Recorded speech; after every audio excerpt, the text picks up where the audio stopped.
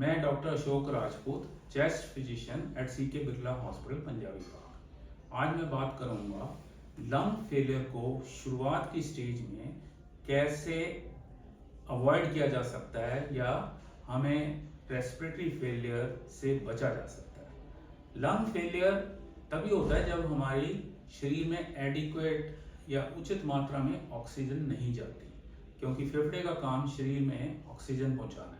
अगर हम देखें एक छोटा सा यंत्र जिसको पल्स ऑक्सीमीटर कहते हैं, वो 95% से ज़्यादा हमारी सैचुरेशन होनी चाहिए। अगर वो सैचुरेशन 90 से नीचे आ रही है तो इसका मतलब हमारे लंग फेलियर में जा रहे हैं। अभी कोरोना के दौरान देखा होगा काफ़ी लोगों के लंग फेलियर हुए। इसी तरह से निमोनिया या दूसरे रेस्पिरेटरी इन्फेक्शन, जो लोग स्मोक करते हैं उनकी ऑक्सीजन कम हो जाती है, तो उससे हम कैसे बचा जाए। तो रेगुलरली एक्सरसाइज करनी चाहिए, वॉक करनी चाहिए, डाइट हमारी बैलेंस्ड होनी चाहिए, न्यूट्रिशियस होनी चाहिए, प्रोटीन की मात्रा अच्छी होनी चाहिए, वेट आइडियल होना चाहिए, मेंटेन होना चाहिए।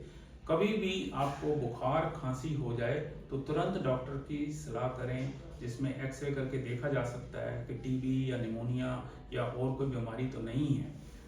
अगर ये सब नहीं है तो लंग फेलियर होने के चांस कम होते हैं। फिर भी वायरल इन्फेक्शन से सडनली अगर सांस फूलना शुरू हो जाए, ऑक्सीजन घटनी शुरू हो जाए, तो तुरंत डॉक्टर की सलाह लें।